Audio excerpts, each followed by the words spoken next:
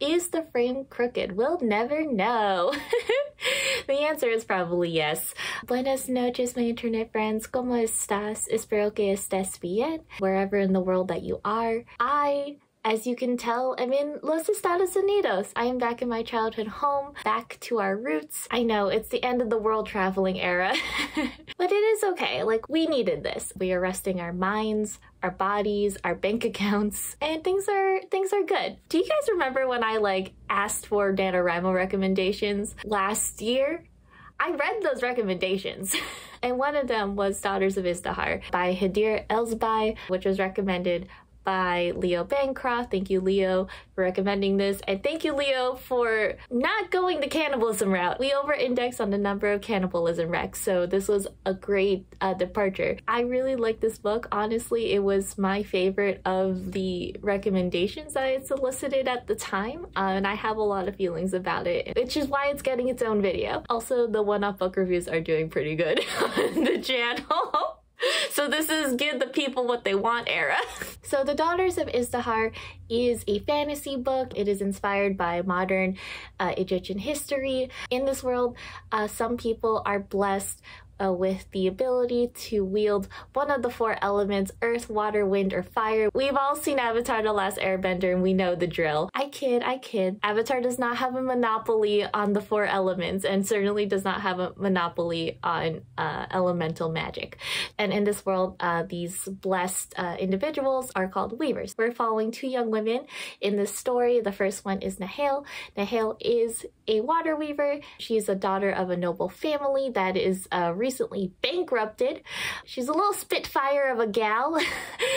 She's very feisty, very rebellious, very opinionated. Her big want in the story is to attend the weaving academy, so that way she can learn how to harness her water weaving powers. This is the first year that the academy is being open to women, and Nahale has like dreams of like being kind of like a renowned weaver or like a soldier or something along those lines, just something more than like the noblewoman lifestyle that is laid out for her. This is the first year that the weaving academy is being open to women, although they are not making it easy to attend. There is a huge tuition fee for women specifically. Men have always and continue to attend for free, and also a woman cannot attend unless she has permission from the male guardian in her life, either her father or her husband. So those are the handicaps Nahale's wants. Additionally, Nahale is in the process of being married off to some rich nobleman, and she's extremely angry about that, as you would imagine your young spitfiery protagonist to be. I can feel my brain slipping away. I'm really sleepy, but we can do it. The next main character is Georgina, who is almost Nahale's exact opposite. She's lower class. She's much more quiet and reserved, and because she hasn't had like the privilege of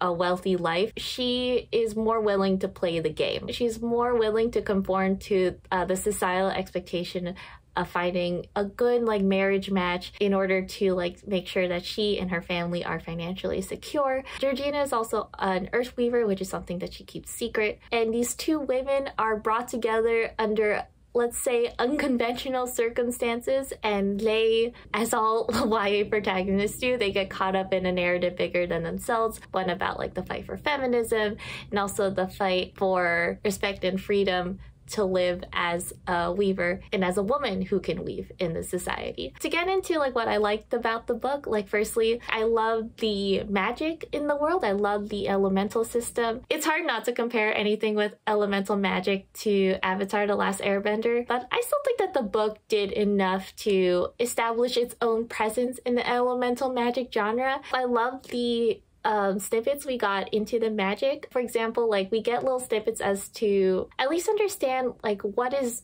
easy and what is hard for a weaver to do. There are snippets that talk about the mental toll that weaving takes, how you have to really focus. For example, with water weaving, there's parts where Nahale really has to concentrate in order to not only like make the water do what she wants, but also to make sure it still has force on impact. There's one moment where she's trying to like shoot water at a target and she's trying to knock the target over, and as the water gets farther away from her, her focus weakens on it, and so by the time it hits the target, it just kind of like splashes like uselessly against it. I really liked just like that little moment of understanding like the mechanics of the water weaving. I will say there's only one element of the weaving magic that felt a little too similar to Avatar: The Last Airbender, but also Avatar does not have a monopoly on all of the ways bending can manifest. I'm gonna let it slide. Secondly, I love Georgina and Nahel's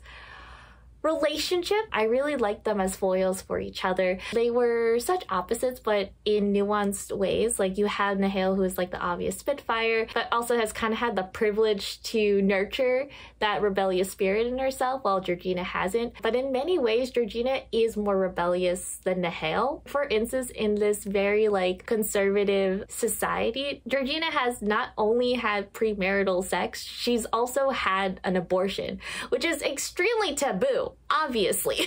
And she's also working with the rebel group, like the rebel feminist group in this world, you know, in quiet ways, but still working with them nonetheless. Nahel wants to be rebellious, and she has that rebellion in her. Like, she has these like morals that she would stick by, but she just hasn't had like the same opportunities to like kind of like put her money where her mouth is, at least not until the book starts. And that's just something I really liked. I love both of their perspectives for different reasons. I relate a little bit more to Nahel. I just like a loud woman. I feel like I'm more Georgina at heart, so I love seeing like someone like Nahel who just doesn't give a shit. Like, I love that for her. And this is a light spoiler. I don't think that this ruins your enjoyment of the book if you know it going into it, but I do think that the reveal's kind of fun. If you're someone who prefers to go into books with as little detail as possible, then I think this is a good stopping point. So like the thing that brings Nahel and Georgina together is that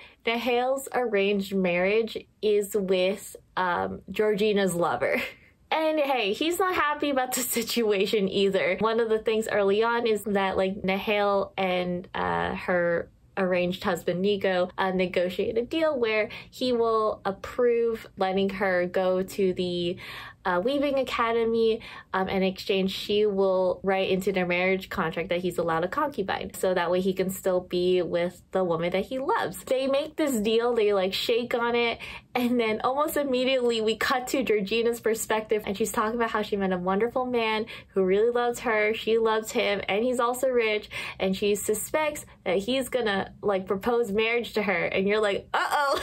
You're like, oh, she's not gonna be happy. Oh, she's gonna be real mad. It's like a fun thing that makes the character dynamics like so like rich. There's just like an inherent tension and inherent awkwardness in Georgina and Nahel's every interaction, even though Nahel doesn't give a singular shit about Nico romantically. Doesn't feel one way or the other about him. Also, Nico's such a stupid little shit. And I love to hate him so much. I gotta tell you, while I was reading this book, I like just unprompted was telling my friend about it. And I could have told him anything. I could have told him about the avatarness about it, could have told him about the magic, could have told him about like the rebellion thing or this thing or that thing. But no, what I wanted to talk about was how this stupid man just keeps trying to pitch this idea of being a concubine to Georgina. Georgina's like, Nico, I do not want to be a concubine. I want to be like a respectable woman who lives in the society and can like get a job if she wants to, and like doesn't have to like walk around hearing whispers, oh she's that guy's concubine. No, I just want to be a normal lady.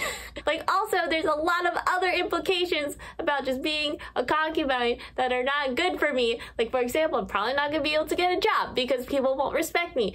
Like, my family might shun me, etc., etc. My family might not let me stay in their home. Like, there's a lot of other practical reasons why I don't want to do this. And then Nico is like, no, but I can take care of you financially, so like that's not gonna be a problem. And she's like, you are discovering a concubine, Nico. They just keep going in this circle, and I'm like, listen to this woman, Nico.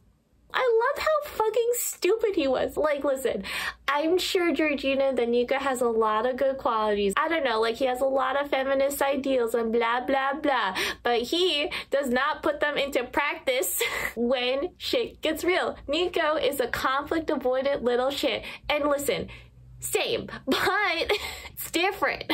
He frustrates me so much, but like in like a fun way, in like a really fun, entertaining way. I don't know, like that part just tickles me. I really like the relationship between Nahale, Georgina, and Nico. I like the drama of it. Oh my god, I forgot there was a part. Nico is sad that Georgina rejected him, and he like kisses Nahale, and Nahale's like, I mean, whatever. And Nahale, again, she doesn't care either way towards Nicholas. Oh, sorry, that's not his name. So she kisses him back, but then he like gets all sad and feels guilty that he's cheating on Georgina even though he's legally married. And Nahale's like, ugh, okay, whatever. Later, there is a rumor that goes around that Nahale had relations with a woman, which is true, bisexual representation. And then Nico talks to her about it, and he says, like, you know, like the night, you seem quite, you know, interested. And she's like, yeah, I was interested. I have multiple interests. He's so funny. He's so stupid. He can't even like talk about the time he kissed his own fucking wife. What a loser. I hate him. But in a good way. Like, I think he's fine. He sucks, but like in like a harmless way, you know what I mean? And anyway, to wrap up this review, I feel like I didn't talk a lot about the book. I just talked about the 3 main characters. I can't express enough how much I liked it. I don't have anything bad to say about it. The only like critique I had, but maybe it was more like a mismanaged expectation, was that this book was pitched to me because I was looking for stories about a revolution, and I feel like I got all of the buildup leading up to the revolution. There is a second book out right now. I'm currently waiting for it to come in on my Libby app, so we'll see how that plays out. I'm really interested in seeing how the world expands, but other than that, no complaints. I enjoyed the world building, I enjoyed the character development, and I enjoyed just the overall experience of reading this book, and I think you would too if fantasy is your vibe. I hope you like this video. I hope this inspires you to read the book if you haven't already. If you have read it, what did you think of it? And if you haven't, what is your favorite messy interpersonal relationship? I know that's a weird question to ask in the fantasy book review, but those are the things I'm into. Okay, I'll see you in the next video. Bye.